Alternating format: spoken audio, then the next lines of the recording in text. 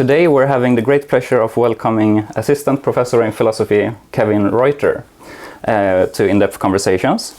Kevin, you are again, Assistant Professor in Philosophy at the Institute of Philosophy at the University of Zürich. And you research things related to the philosophy of language and mind and cognitive sciences, social sciences and experimental philosophy.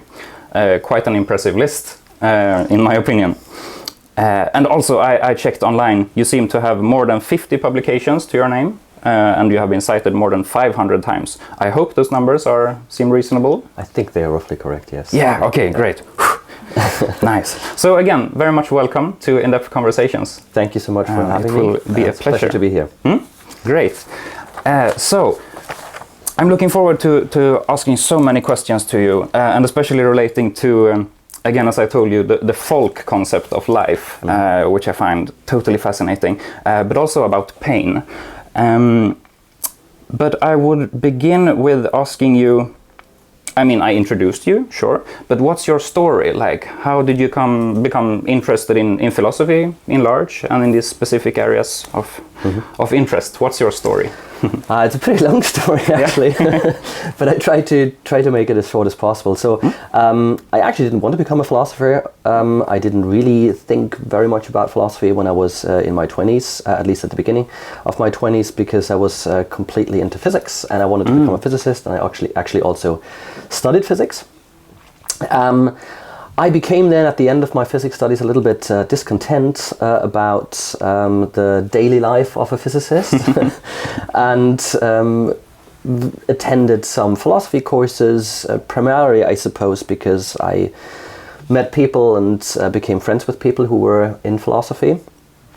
And but I decided to finish my physics studies anyway, and then took a 2-year break in which I went to the Open University, actually attended courses there because it's this kind of long distance university, and did a master's there and then applied for PhD programs. And then I was lucky enough to got accepted into a big college, University of London, to do a PhD in philosophy. And there I was actually mostly interested in introspection, which doesn't really, is not really at the core of my research anymore nowadays, but during my PhD, I guess because I was interested in introspection, I got very much interested in pain, because pain being this kind of more inner state, and not like many other forms of perception. That was part of my work, my PhD thesis. And I realized that actually I had most to say about pain and less so about other parts in introspection. And I guess then I started writing articles and publishing on pain, and it became my main focus of research for a few years to come. And then a few years later, I kind of broadened my research interests. I was already during the PhD phase using some experimental methods as well. And then I thought, well, there's so much to discover and explore with experimental methods in philosophy that I also looked at other concepts, for example, the folk concept of life more recently, but also like rationality and truth and other concepts that interest me. Yeah, that's a great introduction.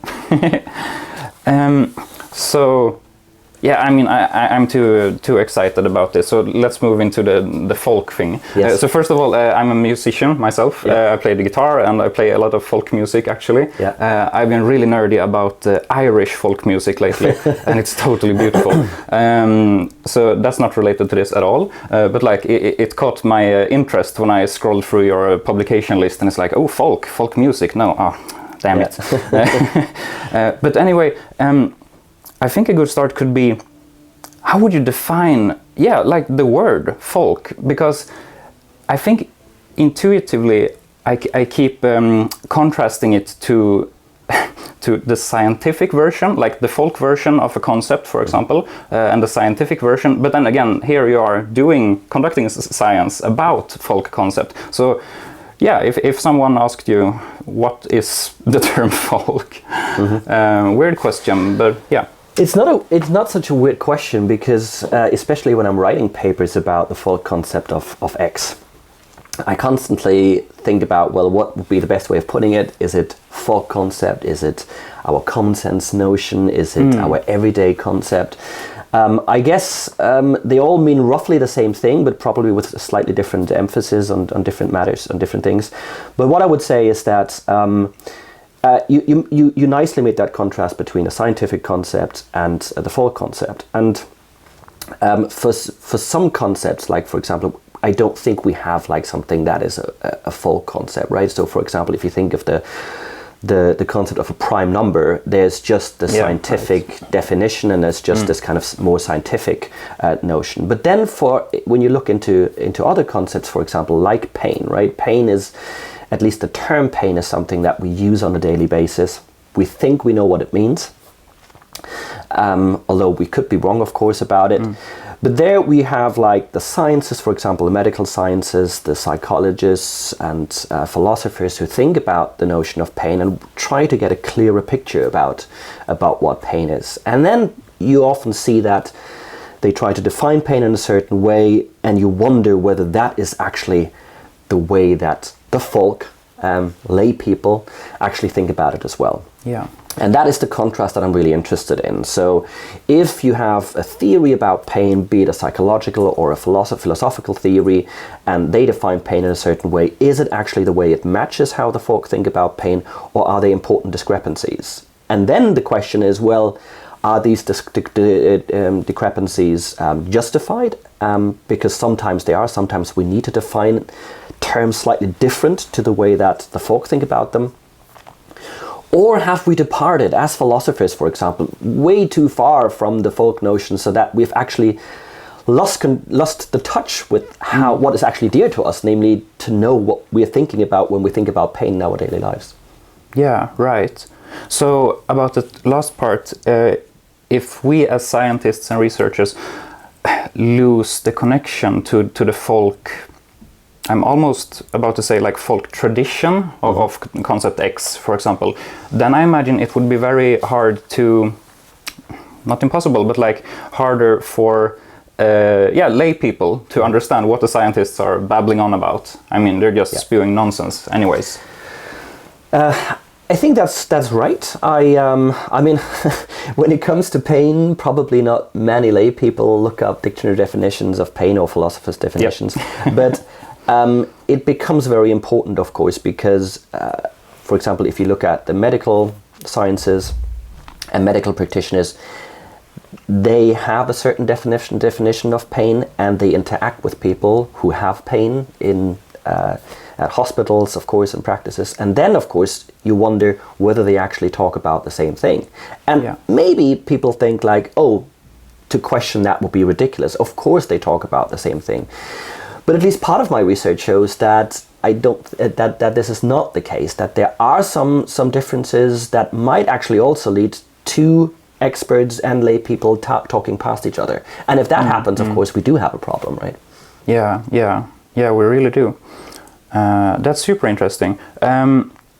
So before we move on to the pain part, which is my next paper, so we have to go through this paper first. No, but like the article that we talked about earlier, it's an article called "What is the Folk Concept of Life?" That you authored in 2021 together with Klaus Beisbart. And as I read this paper, I mean, first, the title is awesome, completely awesome. And I remember thinking, oh, this is something like, what is the meaning of life from a scientific viewpoint? And it's like, yeah, I'm gonna know the meaning of life. It's not the same question, but at the same time, it's like, what is the meaning of life? What does life mean, etc. So it kind of connects. Yeah. But I guess not to go too far away from the paper. What is it about? So if you would pitch this paper, what's the aim? What's the goal? What did you set out to do? I think there are two approaches to the paper. One is that if you look at the way that scientists and philosophers debate what life is, so not life in the sense of a happy, fulfilled life, but rather about what makes an entity a living entity, then it seems there are people actually agree, philosophers and other scientists agree that there is no accepted definition of life, which is interesting and perhaps a bit weird and perhaps a bit surprising. But then if you think about all these different aspects that might impinge on this debate, like, well, what would it be for extraterrestrial life to be, right? How far, like, many people know about that, for example, viruses, or that at least some scientists think that viruses are not living beings. Yeah. Others might have a slightly different approach to it. Then you see these kind of fringe cases in extraterrestrial life. You see why there might be this kind of controversy about what life is. That's the first approach to the paper that we had, that where we thought, oh, maybe we can somehow illuminate the debate by looking at the full concept of life.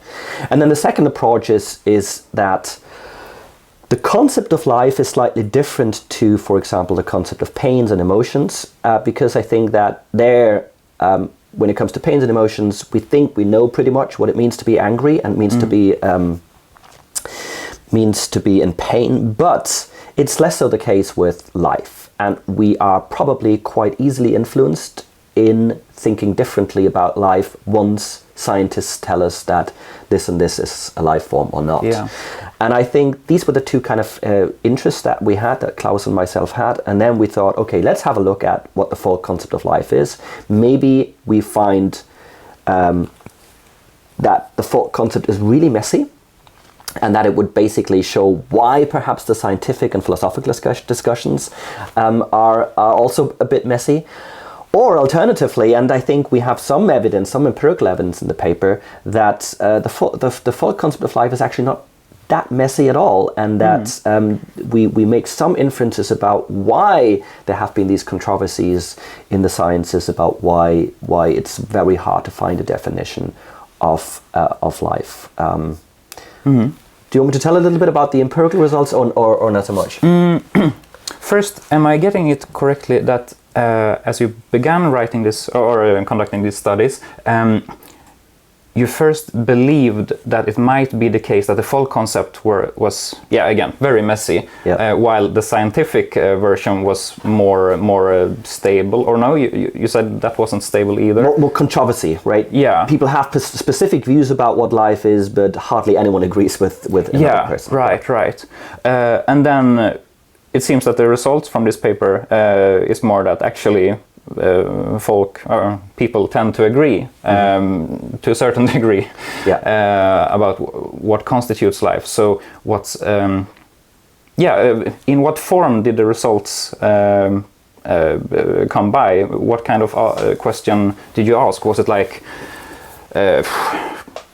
what constitutes life, or was it more like what is necessary in order to be alive? How do you phrase those? So we asked a range of different questions because we thought that probably the answers might deviate quite strongly depending on the question you ask, and that is actually what we found. So we had one task or one test where we basically just wanted people to tell us, without giving them any context, without telling them anything about possible essences of life, what they thought life was, and something that's called a semantic feature production task. And we basically wanted, for example, one question was, well, what do you think distinguishes living species from entities that are not alive? And there we found, interestingly, those very kind of superficial properties that people observe in other entities, right? So we see entities, living entities, move around, reproduce, grow, and take up nutrition and so on. And that's what people were actually coming up with when we asked them that question. And that actually, interestingly, if you look at the way that Aristotle thought about life, that actually seemed to match how at least some ancient philosophers thought about life. That's kind of cool, actually. Yeah, it's the same. So you have these kind of mesoscopic features, these features that we can observe actually in entities. But then, once we asked them, well, if you consider all possible species of life, how many of them do you think are subject to evolution? How many do you think do have organic material?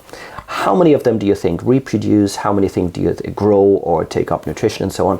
And then we see a complete reversal of the picture. Well, maybe not complete, but quite a strong reversal of the answers. Now people actually thought like, oh, yeah, I think that evolution, organic material, cells, that is what actually what all living species are made of or are subject to. And things like reproduction, moving around and taking up nutrition, people didn't think that this was actually a universal feature of life. So, and that was really fascinating. So why was it the case that people in the one task come up with completely different features than in the other task? And what we speculate is that a bit like the concept of water, where we have superficial properties like water is drinkable, is liquid, is transparent. That's what matters to people when they want to drink a glass of water. But when they think about, well, what deeply down is actually water, they think, they refer to the sciences, and the sciences tells them that water is made of H2O particles or molecules. And similarly, it seems that when it comes to life, people have that kind of two layers. There is some kind of an essence to life, which is perhaps something like cells, organic material, or being subject to evolution. And then when they think about life in a rather superficial way, they basically, what comes to mind is these features that they can observe in everyday interactions. So what we then speculate is that perhaps part of the controversy that we find in some of the definitions in the sciences and philosophy has to do with our thinking of life as this kind of natural kind term, right? Where you have two different layers, and one of them is informed by the sciences and the other one is informed by just how the way we observe the world. Right. The word you mentioned earlier, did you say mesoscopic features? Yeah, or macroscopic features. Macroscopic. Yeah, right. Macro. Yeah. I understand that term. Yeah. Yeah, right. So, for example, I'm thinking you mentioned evolution, which is which is a thing. Remember, but like, can you say that evolution is a macro feature? I mean, you can't see it, right? I'm not arguing against it, of course. But yeah. No, that's why. So evolution was one of these features that people named in the other task. Oh, in the other task. In the other task, okay. Yeah. So and exactly, because you were perhaps quite skeptical about, people really come up with evolution, and they don't, right? I mean, we had 3 or 4% of our participants actually said that life is about being subject to evolution. That's not something that a majority of people actually come up with. Yes, exactly. Well, most likely for the reasons you just said, because we can't really observe evolution, at least not on a snapshot view of on a day or so. Yeah. Gotcha. So you kind of touched upon it, but the results, or let me put it this way.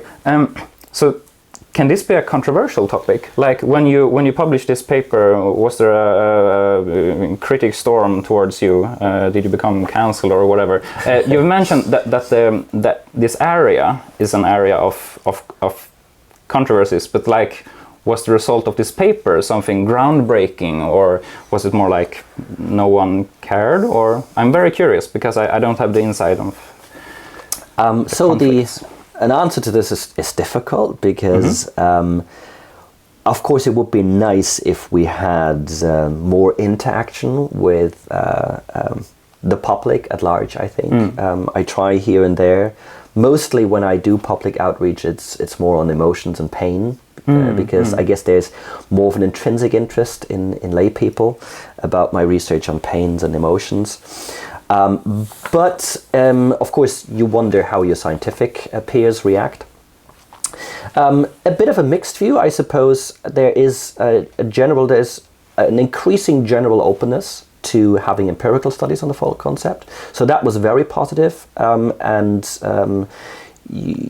You do, of course, have those philosophers who think like, do we really need to know what the full concept of life is? Does it really have a bearing on how the sciences want to define life? Right. Yeah. There is some skepticism there, and I think there's some well-justified skepticism about that. And I think that's something that we hope to start a conversation on that. Well, what does it really show us? Does it show us something interesting? And we do believe it shows us something interesting that can illuminate the scientific debates on what life is. And I think, yeah, a bit of a mixed view, I suppose. Right.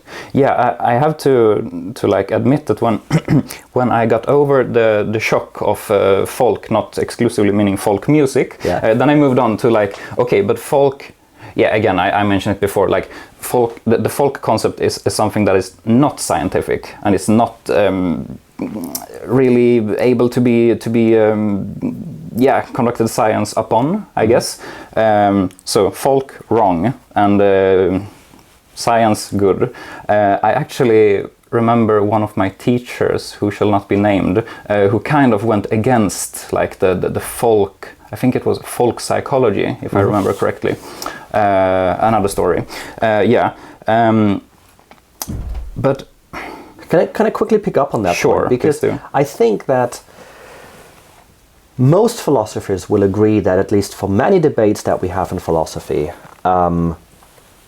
what our common sense notion or everyday notion or full concept of something is an important starting point for debate. So especially philosophers, and maybe that distinguishes philosophers from, well, that's one aspect in which the way we define things is differently from the way that mathematics define various entities, is that the starting point is our common sense notion. Because if you think about it, let's say you want to define truth or rationality in a certain way, and you just don't care what we think rationality is, but you just think, well, this might be useful for our discussions on rationality. Yeah. Well, it might be useful for our discussions on rationality, but if you actually change the topic to be something completely different and not anymore rationality as we in our daily life understand it, then of course you have a parallel debate, right? And it's not anymore about rationality, but about rationality too, right? So that's why most philosophers actually think, yes, we can depart from the folk notion, but it's a starting point for many debates, at least. Yeah, that's a really good point. That is actually something that I remember having a pretty skeptical mindset towards the whole field of philosophy in general, actually. And I was like, yeah, but those are just guys and girls construing this orb of knowledge, but it's not connected to the human beings, and so it doesn't matter. But now I'm much more wise, and I appreciate philosophy. If I can put something a bit more controversial out there, please do. Then I think that, at least in my research, I hope to put the way that we as humans think about the world more into the center of focus, compared to the metaphysics of the world, so to say, right? So I don't mind, of course, if people try to think about what is out there independent of the way we think about it. But for at least many topics, I find that really hard to comprehend how that is even possible. Because the way we think about the world, at least for many topics, like, for example, rationality, I don't think you can go out there and discover rationality in the world. Rather, you need to think about how we think about rationality. And then you can perhaps figure out, oh, well, actually, we have some inconsistencies, or there might even be a paradox of rationality, right? And then you can try to sort this out. But you need to start with that, right? And I think that's the right approach. So putting the human cognitive processes at the center, making philosophy perhaps a little bit more psychological in some aspects. But I think it has the huge advantage that we find out how we think about the world, and making the connection between the world and human cognitive processes tighter again. Yeah, totally. That makes sense. I'm actually reminded of a quote by some wise person who said something amongst the lines of, the best psychology is when the psychologist discovers the truths that old granny back at home always knew about. Right. Oh, right, yeah, that's a common friend of ours, actually, who said that in cognitive science. But yeah, he seemed smart, and that has been stuck to my mind, because my old grandma has said a lot of things that I didn't understand as a child, but then as I started studying psychology and cognitive science, it's like, oh yeah, that's what she meant, etc. So that's cool. The folk concept is wiser than we often think. Yeah, right. Yeah. That's very... there's a lot to be said about that, for sure. Okay, let's move on to the painful part. Yes. Pain.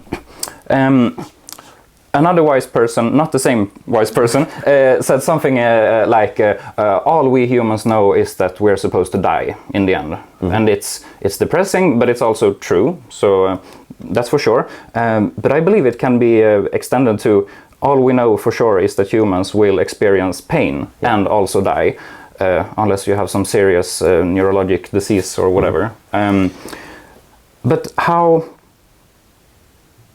can you, as a scientist, define pain, if even possible? How do you view pain in a very wide sense? This is a huge question, of course, but like, what's your general starting point in regards to pain? So, as you said, there's, a normal human life, or most human lives contain lots of pain, and from hitting your knee against the table to perhaps more severe pains by injuries and diseases and so on. So we all very familiar with pain. The debate that we engage with, so especially with my collaborator Justin Sitzma, is with this idea that pain is a mental state. Right, and this seems to be something quite surprising, I think, from an unlearned perspective, because what we do see and feel and talk about is pains being in our bodies and not so much being a mental state. So I say that the pain is in my knee, and I don't say that although I feel it up here, right? I say it because I feel the pain to be in my knee, and basically, we were investigating whether the reasons that philosophers and psychologists and medical practitioners give for thinking that pain is actually not in the body, but rather in the mind or in the brain, whether these arguments really hold. And one of the central arguments is the idea that unfelt pains can't exist, right? So, and to perhaps give this a very positive reading, so for example, I'm now not feeling any pain. Is it now possible that actually there's lots of different pains in my body? And many people would consider, well, that's absurd, right? If you can't feel the pain, then there are no pains. But lay people think differently about this, right? So I'm not saying that everyone thinks that there's now a pain in my knee and a pain in my ankle and a pain in my toe, but rather, but they still hold on to the idea that pains are in the body and they can exist there without being unfelt. For example, I can be distracted. For example, I take a painkiller. The painkiller doesn't take away the pain. It only takes away the feeling of pain. And lay people believe that the pain still consists, or at least the majority of people. We have in most of our experiments, we have 2/3 of people think of pain as a bodily state, and about 1/3 of people have this kind of conception of pain as a mental state, in line with the way that philosophers think of pain, or at least the majority of philosophers.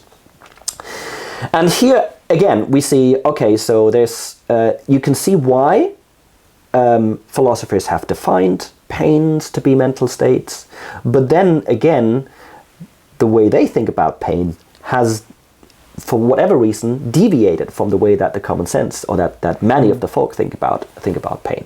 And that's what we try to explore, and thereby also trying to push a little bit more the idea that, hold on a second, your intuitions about unfelt pain or hallucinated pain might actually not be grounded in what you think they are, namely in the way everybody understands pain, but rather they might have developed because you have thought for 10 years about pain and have lost the connection with the way that the folk think about pain. Yeah, that's very interesting, and it totally obliterates my next question, because I was supposed to ask you what are some different categories of pain, and I was supposed to bring up physical pain versus mental pain, but that doesn't quite make sense now, does it? Well, it depends. It depends what you mean by mental pain. Yeah, so if course. if you mean by mental pain something that philosophers discuss under the label of social pain, then there's a big difference between the physical pain and social pain.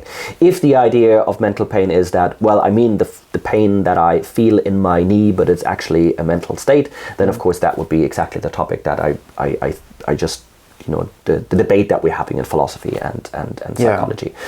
Social pain, of course, is a wholly different kind of beast, and there, interestingly, we talk about social pain. We talk about social pain as pain. So, for example,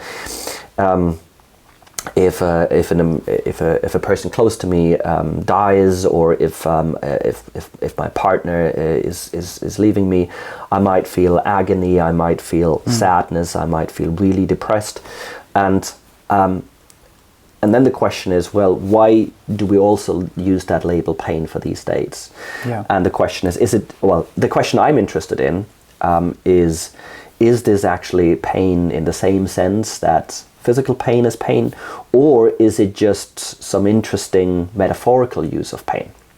And so Jennifer Corrins from the University of Glasgow has a really interesting paper on that, where she basically proposes that the arguments for thinking that it's the same kind of pain are not very convincing, and one might actually only think that what these two states have in common are unpleasantness.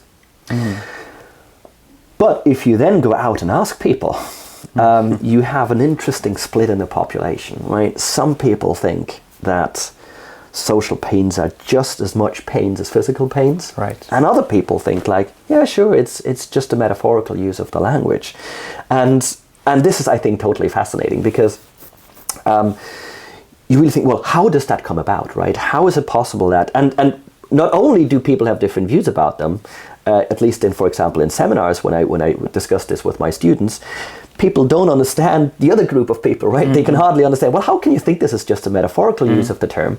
It's clearly the same thing, or at least a very closely related thing. And trying to figure out the factors that make people think of social pain as pain, or social pain as just actually unpleasantness, and I just call it pain. These are really interesting, and so far, at least as I know, we know very little about what drives people into thinking that way or that way. Yeah, so that's a huge split in the general population then. Those who believe social pain is just the same as any other kind of pain, and those who believe it's clearly different. Yeah. That's interesting. By the way, you mentioned social pain could be the loss of a loved one, for example. Could it also be like... so I'm trying to understand if it's like... how to put this in words? Could it be socially triggered pain as well? For example, if I'm in a close group of friends, and for some reason I get totally excommunicated, I'm excluded, does that imply some kind of social pain, or am I talking about the same thing as you were, about social pain? Actually, I think, I mean, there might be some differences. I suppose that the feeling of having lost a loved one might be, of course, much more intense than the situation you describe. But there are interesting experiments that show, so for example, it's, I'm not 100% sure if they call it that way, but it's something like the throwing ball paradigm. Might be the wrong label. So basically what scientists have done is they basically looked at what happens when, so you have a group of 3 people and they throw balls towards each other, right? And then at a certain stage, one of them is excluded, and you only throw the ball to, for example, if we had a third person and we were just throwing balls at each other, and the other person would be excluded. And what seems to happen there is that also people have very similar patterns being active in their brain as if they were to really feel pain, as for example physical pain. So there are some interesting overlaps between the kind of exclusionary pain maybe that you described and when I have a physical pain. The main difficulty, and perhaps we're not yet far enough in neuroscientific studies to really exclude that possibility, is that it might just be a sameness and unpleasantness, right? And that's very difficult to figure out because we still don't know, well, what really encodes the sensory aspects of pain, for example, right? I mean, if you look at pain, it's a very complex. And so if you look at the feeling of pain, it's a very complex state, having affective parts, having sensory parts, and it might be an overlap of some of the affective parts, the unpleasant parts, but not so much the sensory parts. And then the question is, are the affective parts enough to actually group this together as one kind of set of states? Yeah. And when you say unpleasantness, is it simply like negative emotion in general, or it's not simply lack of pleasure, right? It's something actively negative. It's something actively negative. I'm not sure if I want to call it an emotion. There's another debate about what is an emotion, of course, and maybe we shouldn't group this together as an emotion. I think there are good reasons perhaps to do so, but I would perhaps be rather neutral on the fact whether it's better considered to be a pain or better considered to be an emotion, because there are other bodily states. For example, I mean, an itch, for example, can be something unpleasant, and I probably wouldn't want to think of it as pain and wouldn't want to think of it as an emotion either. So there can be negative bodily states. So there's a huge class of negative bodily states, but you're definitely right in saying that it's not just a lack of pleasantness, but rather something rather unpleasant, rather a negative hedonic feeling. Right. So again, you say that we have come a bit on the way, but there's a lot of more research to be done. But I mean, we have these advancements in technology and IT, and but also medicine and biotech, etc. So I'm thinking of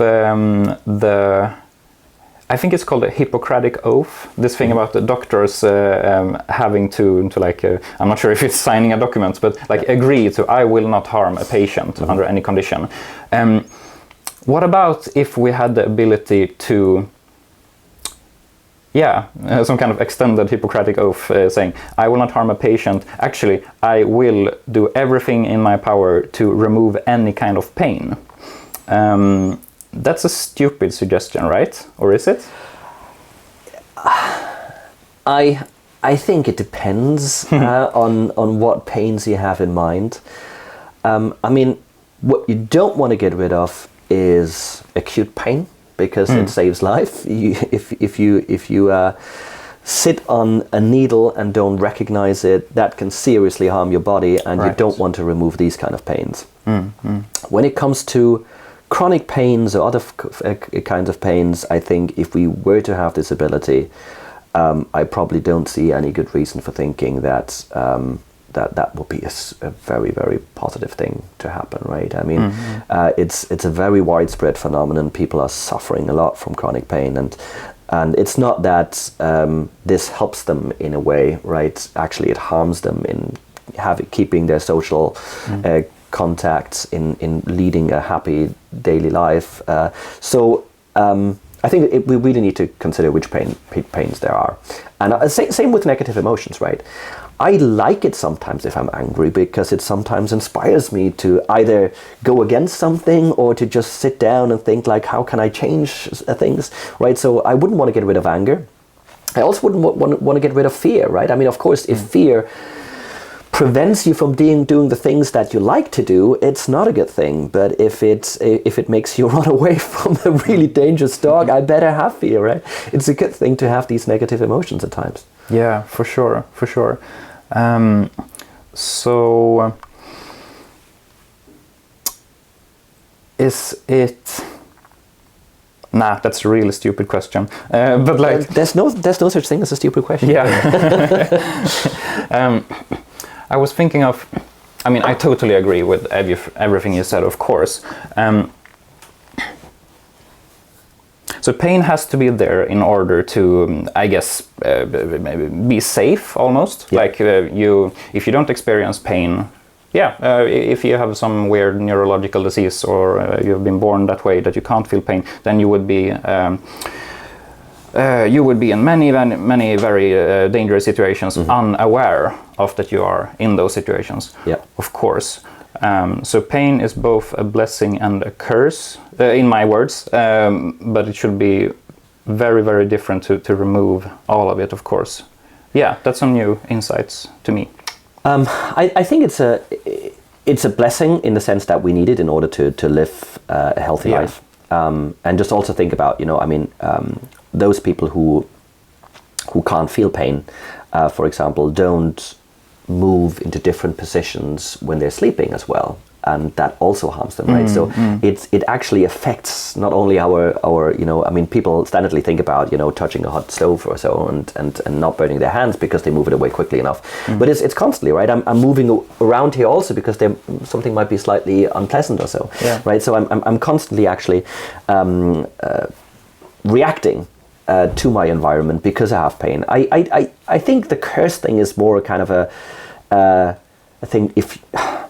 If you break your leg, luckily I never broke my leg, but from what people say, when they break bones and so on, the pain can be there for quite a long time, and you just think like, look, I had the pain experience for 2 days, right? I know I won't ever do it again. I won't be that stupid. Can't this now heal without it being painful? But maybe there's just some neurophysiological reasons why that is the case. Why, for example, that you keep your leg still and don't move it, and it heals better. So constant pain, even when you break your leg, is a blessing, although it feels like a curse, right? So I think we need to really distinguish either what is the case and what it feels like to be. Yeah, for sure. So for the final section, we won't have that much time left, but like something about academia and the university. This is my favorite part, so why did I keep it for last? That's stupid. Yeah. Anyway, what do you believe? Yeah, this is a fun question, not a stupid question. What do you believe could be the folk concept of academia? What do you believe people? Oh, that's a good one. Think traditionally of academia and university. I'm not aware if there has been any studies conducted on this, but like, take a wild guess. I have no idea myself. I think it will be hugely disjunct. I think that people, by and large, have a very positive idea of university. Maybe not so much of academia. Maybe there's a bit of a difference here between academia and university, but I think it's more academics call it academia, and it's not so much, I think, a used term outside of academia. Yeah. I think they have a very positive picture because they know that many of the professional experts that we have, be it medical practitioners, being people working in jurisdiction, but also engineers, for example, right? So we need lots of these highly specialized people, and they need to go through university. They need to learn a lot. You wouldn't, for example, if you were to ask someone who is skeptical of university life or of the whole idea of a university, to whether they would like to have a doctor who hasn't gone to university, they would probably quickly say, "Oh, hold on, I better go to the one who has actually studied medicine for like 5 to 10 years." Yeah.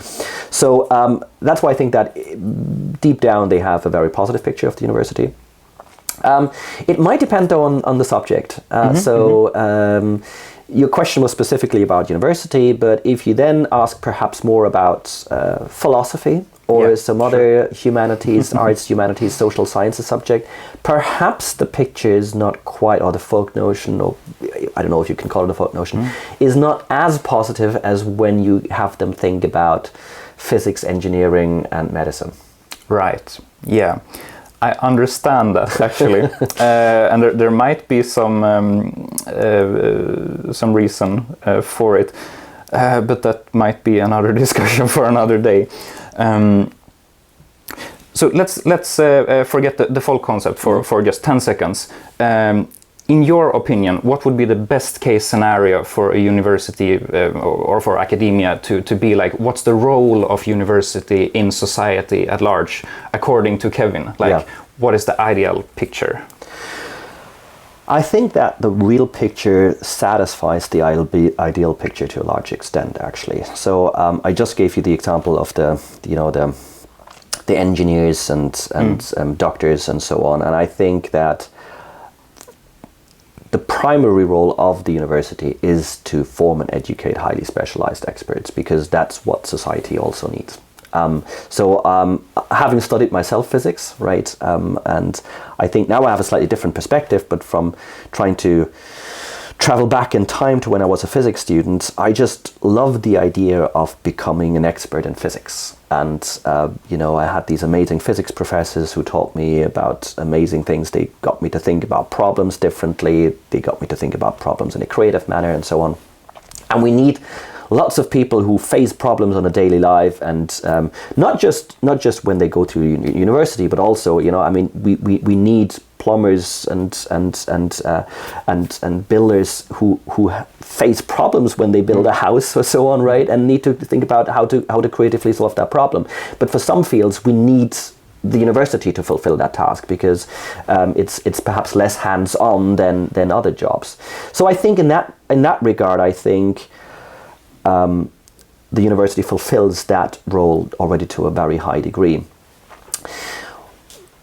What I would like the university to be perhaps slightly different is, so I was lucky enough to having studied physics when we didn't have the bachelor system in place in Germany. We introduced it very late, and I was able to study physics for 5 to 6 years without the pressure of going through so many courses in one semester. And it gave me a lot of time to think about stuff. It gave me time to play music. It gave me time to, get together with other students and think how we can make the world a better place. And maybe it's a bit naive to think that this has a lot of impact. But I think it really does, right? I think it really does get people to think about many different problems, not just the problems that we faced in physics. Nowadays, with the bachelor system, there is more demands on students to finish as quickly as possible, to then become part of the workforce.